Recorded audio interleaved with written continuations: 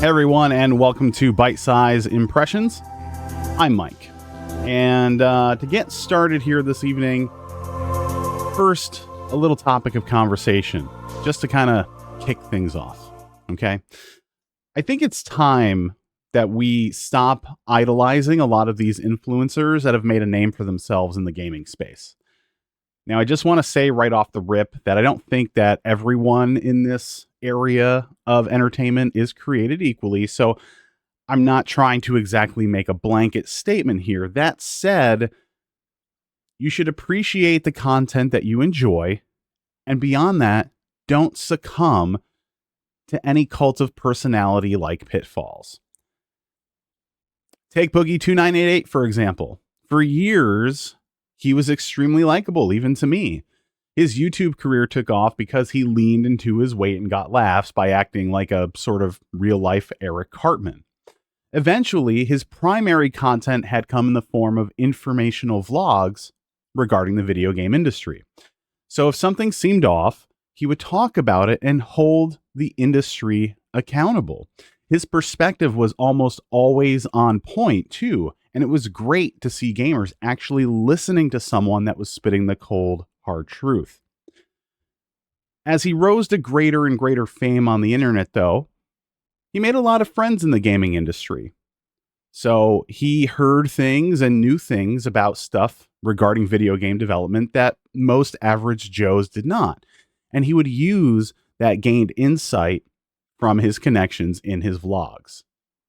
Now, where he began to falter for me is that once he realized his industry friends were no longer talking to him because they were afraid of what he would tell the masses, Boogie all of a sudden had a change of heart and he cowered, and then he adopted this persona of just straddling the line in the middle of the road and never really committing this way or that way. And that's made a lot of people very upset over the years.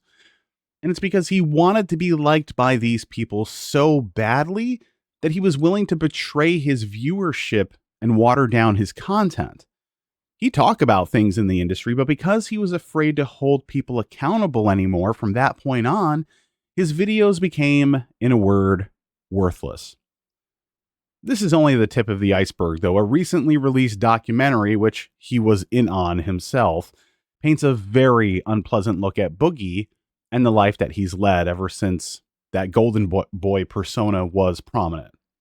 If you ask any of his old fans, many of which have at this point unsubscribed from his channel and moved on with their lives, why they stopped watching, they have a whole laundry list of reasons. But in short, the essence of it is that they believe Boogie to be extremely manipulative and basically a pathological liar. But for me, perhaps the greatest harm in recent memory from an influencer stems from Gerard from the Completionist. Now, just to clarify, there's a lot of allegations out there and not much has been proven yet. But that's not to say that a wrong hasn't been done, because it has. So some internet sleuths were tipped off about some funny business around a charity foundation that the Completionist runs. And by the way, if you don't know who the Completionist is, he is a YouTuber that has become very popular by not just reviewing games, but basically reviewing video games and talking about the process to actually completing all of these games to 100%. And the internet sleuths, by the way, were Carl Jobst, Jobst, I'm not sure, and Mudahar.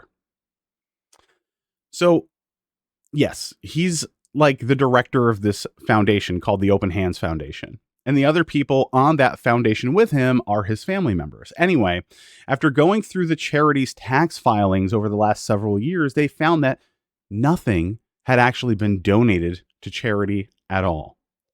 Well over 600 grand had been collected, and it all allegedly sits in an account to this day, allegedly.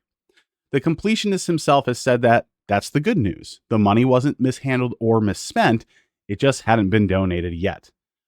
Apparently, he learned about the money still sitting in an account in about 2022 and said, his words, "That's not fucking cool." And he's been trying to find a suitable charity to donate to ever since, because he wants to find the right fit for the money and ensure that the most money possible is actually going to go to the research being done. Unfortunately, he's listed some charitable organizations as working partners over the years, and these organizations, since they clearly haven't received any money, have been distancing themselves from him. So what's the end result to all of this?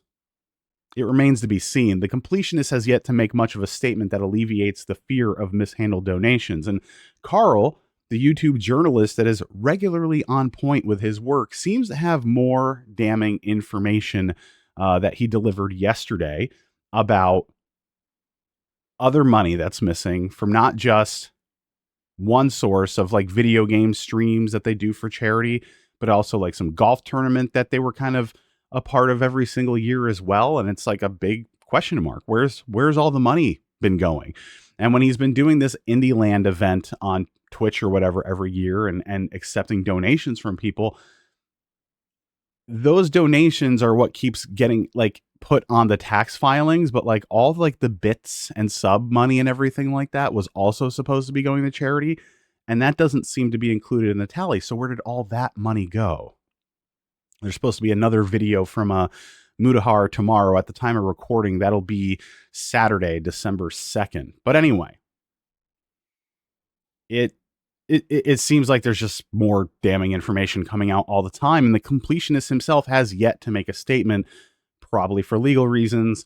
His lawyers, I'm sure, his attorneys have told him to just shut the fuck up until they check everything out and then approve some sort of a statement to put out there, because something has to be said eventually.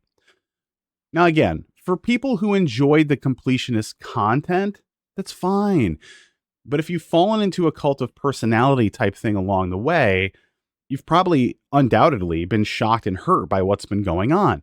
Because even if the money is all there in an account and it just needs to be donated at this point, the reality is that this guy is still guilty of some pretty gross negligence. Again, all allegedly, okay? Regarding charity and the money that was collected in the name of his deceased mother, by the way, this doesn't look good no matter which angle you look at it from, no matter how you spin it. So the only question left in the air now is, to what degree is the harm? Because we really don't know, and that's the question. Because after all this time, I know attorneys are like, well, shut up. But there's other people that are very rightfully out there saying things like, well, if the money's all in the account somewhere, like you said it is, then just show us a bank statement, because tax filings aren't bank statements. You can put whatever you want on a form and send it into the IRS, and that's not going to flag the IRS. Like sometimes, a lot of the times, they have to be tipped off, you know? So again, the point in all this is, don't fall prey to victim of personality. And then you'll be spared from some of the expense of being hurt when some of your favorite personalities do things like this.